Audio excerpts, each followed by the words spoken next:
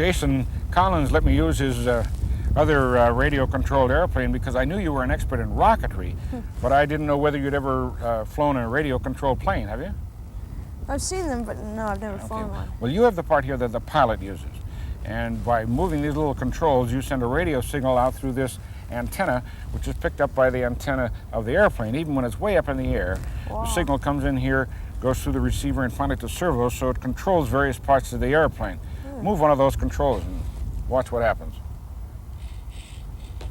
See what happens? Yeah, that so makes it the goes tail back go and this forth. way, right, and makes the nose move. I'll try the other one. That makes the tail go up and down. Elevator things. Right, so he can control it. Then, of course, at the other end is the engine with a propeller that pulls the airplane through the air. So I think Colin has flown, his father told me 10 times as a solo. Wow. So let's let him use it, and he knows what he's doing. Yeah, okay. Okay? You want to give him the radio control? Colin, you all set? Yeah. Okay. Good luck. Come on.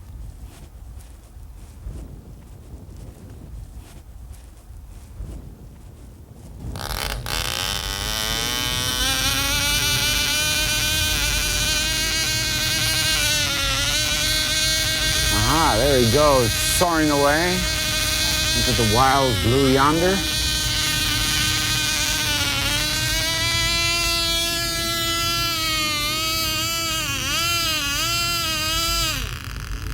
How high it's going. Yeah.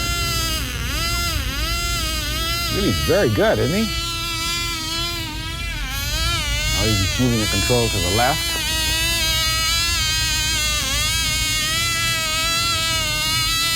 Okay, here he comes right at us now. Whoa. He really is very good.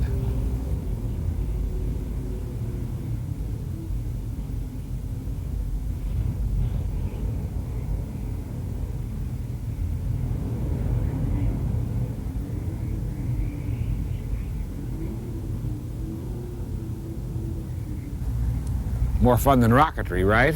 I don't know about that. Rocketry's pretty fun, too.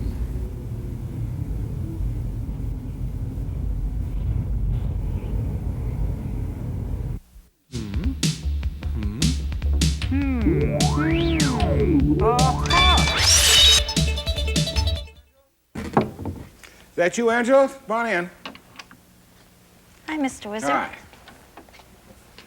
Is that the puzzle you have for me? Yes, it's a quick little quiz. See what I have drawn on the balloon? A square. Thank you. That's what it's supposed to be, a square. I'm going to let the air out of the balloon. I want you to predict, will the square end up looking like that one, or that one? Well, this one doesn't look much like a square, but it's like a square, but the sides are bulged out. Yeah, that's what I was attempting to draw anyway. This one looks like a normal square. This one looks like a square with the sides caved in. Right. So which is it going to be? I think it'll be this one, because when the balloon right now is round, when you let the air out, it's still going to be round, and I think the sides should go out. Okay, that's one theory. I have also a theory. I've sort of cheated because I tried it ahead of time. But let me try this theory on you. I'll take that one because if the air goes out of the balloon an equal amount in all directions, in other words, this sphere just simply gets smaller, the relationships between all these sides of the square and the corners and everything else should stay exactly the same. Okay, let's see who's right. You don't want to change your mind? No. Okay, here we go.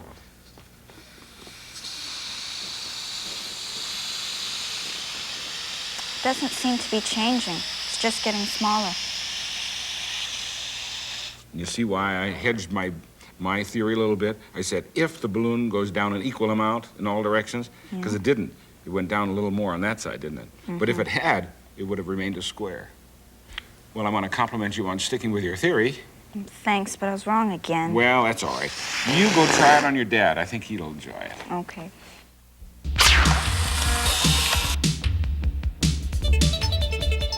From this unusual angle, you may not recognize that this is an armadillo, the animal whose back and sides are covered with bony plates of armor.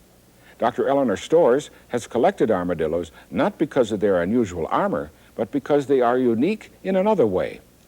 The armadillo is one of the very few known animals that can become infected with leprosy, the disease that affects people's nerves and deforms their skin.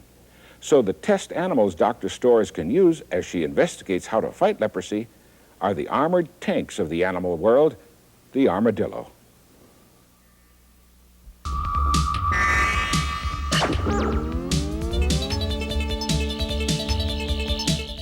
Nicole, here's a piece of paper that has an arrow pointing up. Right. Okay. Now, the only way to get that arrow to point down is to turn the paper like that. Mm-hmm. Right? Yeah. However, you can do it with a couple of secret folds.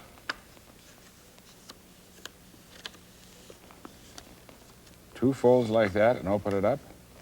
Well, I can do that. It was pointing up, fold it backwards, and up like that. How did you know how to do that?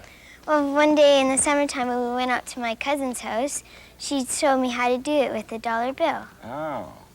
Now, when do you turn it over? Do you know? Because well, wait a minute. First of all, what do most people do?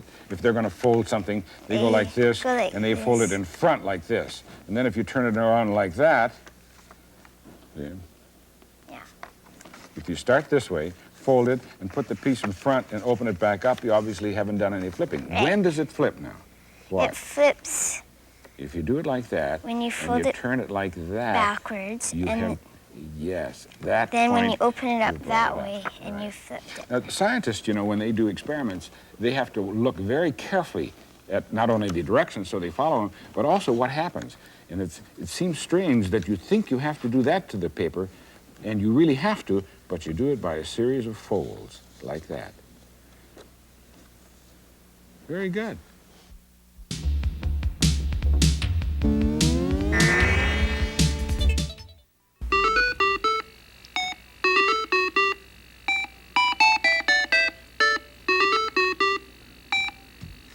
Billy, you're an expert at video games. Yes. I've seen you play. You really gobble up all those little dots or whatever it is you're supposed to do. But have you ever played with a computer in which you can draw? No, but that would be neat. Wouldn't that be fun? Well, here is a light pen. Have you ever used one of those? No. Well, you point this at the screen, okay? Now, there's your main menu up there already. What does it say? It says sketch, connect, and animate. All right, so point the light pen at the S in sketch.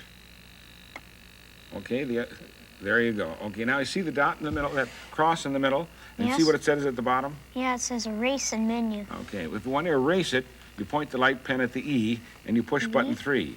But meanwhile, push button 1, put the light pen at the cross and push button 1. Okay, now take it away. There you go. Now stop. Okay, pull the light pen away one. Because I wanted to show you actually what you're doing. You're controlling a very, very complicated electronic circuit. Behind the screen is a little electron beam that's going back and forth very fast. And wherever you point that light pen and push one of the buttons, it senses where you were, and it makes a little dot on the screen. It makes that little electron beam behind glow brighter, so that's how you can see it. So now take the light pen and point it at the cross. Well, first of all, erase it now that so I want you to draw something from scratch. That's it. Point it over there, push 3. Now, put the light pen at the cross and draw something. There you go.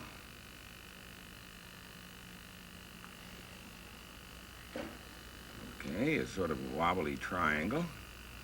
Oh, cross. Aha! I think I can guess what it is. What it's is a it? kite. You're right. It's a kite. Very good. Now, what are you going to do? Oh, you're going to put a string on it? Yeah. Okay, just go straight down. There you go. Now, each one of those points that you put in there is being remembered by the electron beam because as it sweeps back and forth, it keeps repeating them all the time. Neat. So now, when you want to get rid of it, you know what to do? You put Point the pen at E and and push 3. Gone. Now you can start over. Okay, draw something else. Hold your finger button on 1, and away you go. There you go. What's this going to be? Wiggly line going up, around, down. Wooden shoe? No, it doesn't have a bump on it. What could that... Chicken? No. Nope. A duck? No. There's a wing on it. and a star, and a circle, supposedly a circle. I give up. What is it? It's an airplane. An airplane. Oh, I see. I see. Yeah, okay, now comes the propeller. Okay, now take it away. Let me admire your artwork there. That is an airplane. Supposed to be. A little short in the fuselage there, but it has a perfectly good star and a propeller. And when you're all through, you know how to get rid of it? Yep. Remember? You go. Point it at E and go 3. Gone.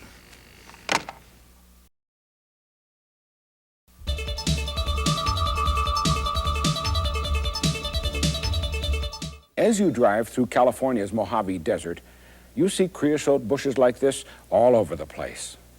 This one may look like many bushes, but it actually started out as one bush in the center. It slowly grew outward, forming a circle of plants, all of which are part of the original bush, even though the center part has rotted away. Dr. Frank Vasek, a botanist, carefully measured the probable age of one such bush and found it to be almost 12,000 years old, the oldest living thing on Earth, a creosote bush.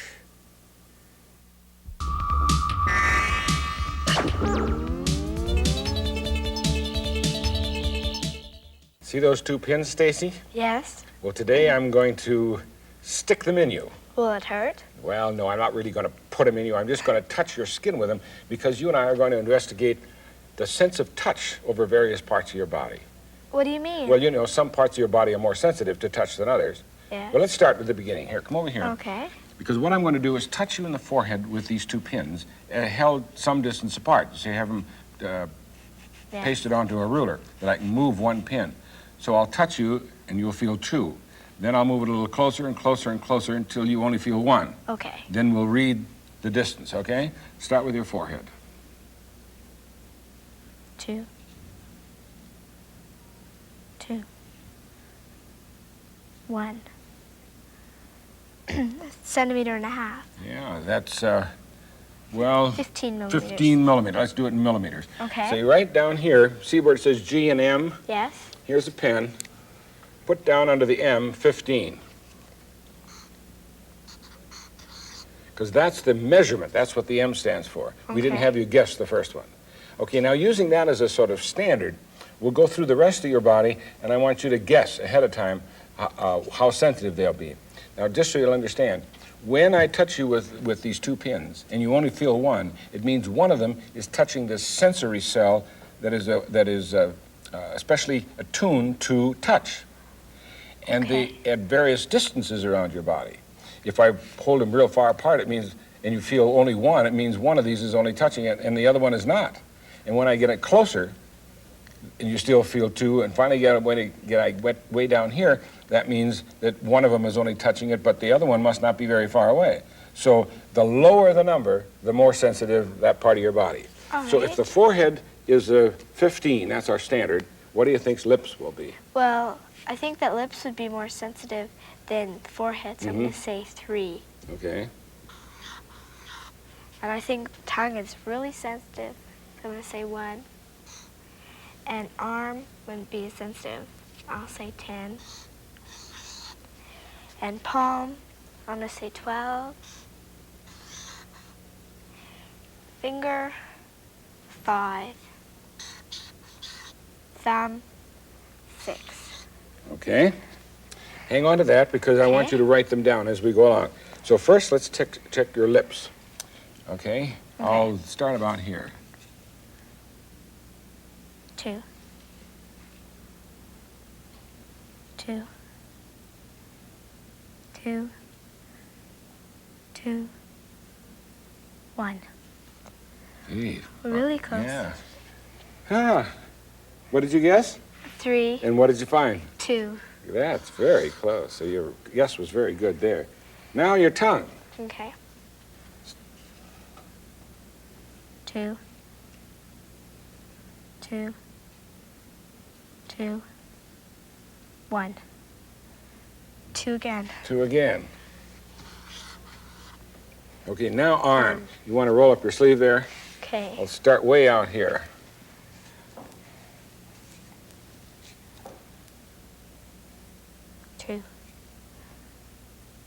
2, 2, 2, 2, 2, 2, 2, 2, 2, 1. But almost 3. Yes. No, 3, 30. Okay. 30 millimeters. You were reading 3 Yeah, 2 centimeters, right? centimeters. Okay, well, that wasn't so hot. You thought your arm was more sensitive than it really Yes, is. I did. Okay, now your palm. Okay. You said what? 12. 12. Okay, I'll start at about 50. 2, 2, 2, 2, 2, 1. Oh no, 20. Your finger? Yeah, 5 this time. You said 5? Yeah. I'll start at 15. Okay. 2, 2, 2, 2, 2, 1. Oh. Oh, about 4. Yeah, very good. Very close. And finally, your thumb, you said 6. Are you ready? Yep. 2, 2, 2, 2, 2, 1. 4 again. Yeah. So which is the most sensitive part of the body that we tested? Well, it's tied between the lips and the tongue. Actually, I think if you did more careful measurements, your tongue would be more sensitive.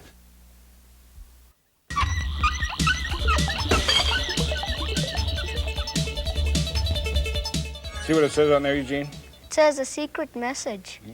And there is a secret message on there because there's a word between secret and message. You see it? No, not exactly. Well, what do you mean, not exactly? Can you see Well, it or can't you? Or you can see a little something there? Yeah. Oh, a little something. Well, that's because it's not quite dry, probably.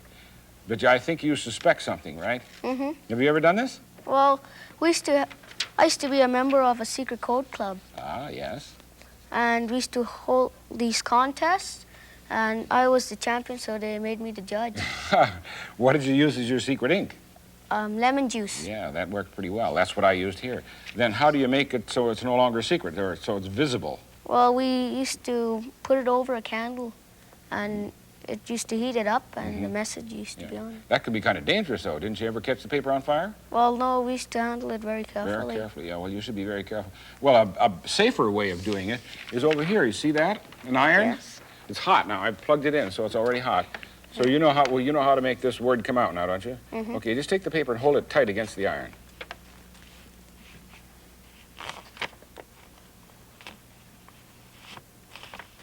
Hot. L-E. What's the rest of it? M-O-N. Matter, burn your finger? Yeah. You're pretty careful. So that's the best sort of everyday common material to make a secret ink out of lemon juice. But you can also try milk and orange juice, grapefruit juice, sugar water. That works pretty well, too. The big question is, why? Why does it come out when you heat it up like this? Well, maybe there's some kind of acid in there, so when you heat it up, what It you have changes color. yes, what you have written over there becomes visible. Yeah. Well, but milk works, and that's not an acid. Sugar water works, that's not an acid. You're close, but it's not the acidity that does it. Well, tell me, you've made a piece of toast, haven't you? Tell me what happens when you make a piece of toast. Well, when you make a piece of toast, well, you can use white bread, any kind of bread, and the toaster heats it up and it turns brown. Ah, it gets brown. Heats up. Yeah. If you leave it on longer, Well, it turns black and burns up. it burns up. That's what you're really doing here. When you get the lemon juice warm, it combines with the oxygen in the air at a lower temperature than the paper does. If you left it on here long enough, it would burn up, right, the paper. So at a much lower temperature, the lemon juice or milk or whatever it is you're using chars or changes color because it's combining with oxygen in the air. So that's the secret of how to make the secret inks come out. And here, I've made one that's my favorite secret ink. You can probably see a little squigglers, but that's all, right? So later on, start at this side. And watch, it comes through fast. You're right. What does it say in the top line? sulfuric acid 2-to-1. Right, that's the best way to make secret ink because it really turns black, doesn't it? Because it chars or combines with the oxygen in the air at a lower temperature than the paper. Well, congratulations, you're still a good secret inker.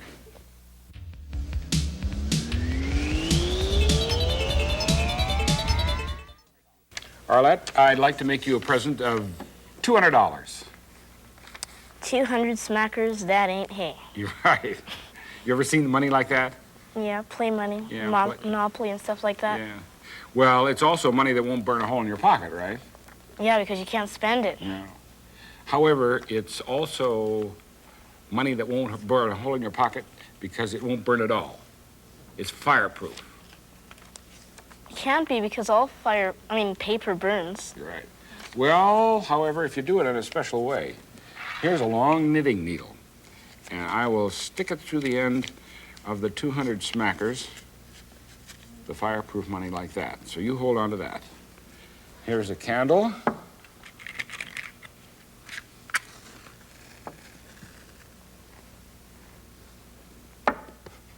Wait, before you put it on, however, I'm just going to add one little thing, a copper tube.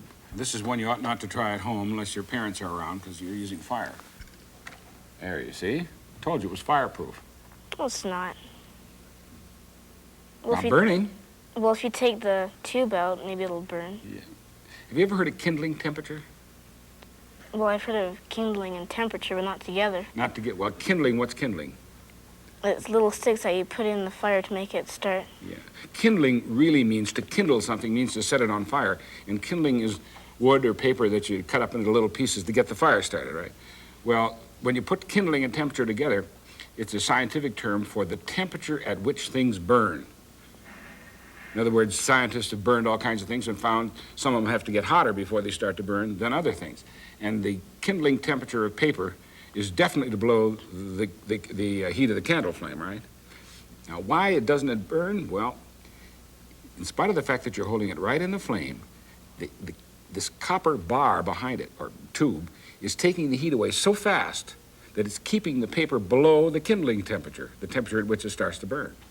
That's why it's not burning. So what should happen if I take the bar out of there, or the tube out of there? It'll just burn like it's supposed to. Well, okay, hold it right in the flame. We'll see if you're right.